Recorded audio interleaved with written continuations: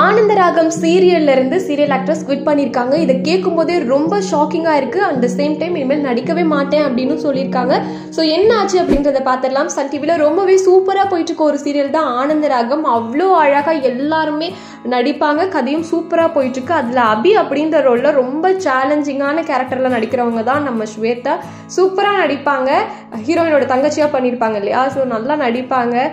வாய் பேச முடியாத மாதிரி, ஆனால் ரொம்ப அழகா அவங்களோட திறமையை வெளிப்படுத்தியிருந்தாங்க.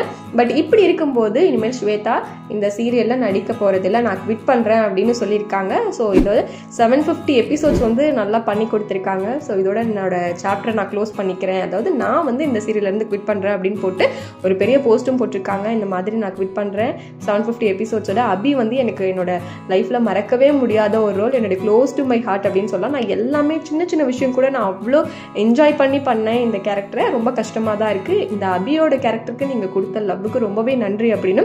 ஸோ இந்த அபி அப்படின்ற கேரக்டரோட என்னோட சினிமா கெரியரையும் நான் வந்து என் பண்ணுறேன்.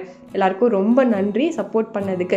ஸோ ஒரு முடிவு அப்படிங்கிறது ஒரு நல்ல தொடக்கத்துக்கு ஆரம்பம் அப்படின்னு தான் நான் நினைக்கிறேன் அப்படின்ற மாதிரி சொல்லி எல்லாருக்கும் நன்றி சொல்லியிருக்காங்க. ஸோ ஏன் இந்த முடிவை எடுத்தாங்க அப்படிங்கிறது தெரியல. ரொம்பவே ஷாக்கிங்காக இருக்குது. ரொம்ப நல்லா நடிக்கக்கூடிய ஆக்டர்ஸ் சரி இதில் குவிட் பண்ணாலும் வேறு ஏதாச்சும் சீரியலில் வருவாங்கன்னு பார்த்தா இல்லை அப்படின்ற மாதிரி சொல்லியிருக்காங்க. ஸோ என்ன ஆச்சுக்கெல்லாம் தெரியல. சரி ஓகே, நீங்கள் சொல்லுங்கள், ஆனந்தராகம் சீரியல் பார்ப்பீங்களா? அதில் உங்களுக்கு அபி பிடிக்குமா? அவங்க ரீப்ளேஸ் பண்ணுறதை பற்றி நீங்கள் என்ன நினைக்கிறீங்க அப்படிங்கிறலாம் கமெண்ட்டில் சொல்லுங்கள்.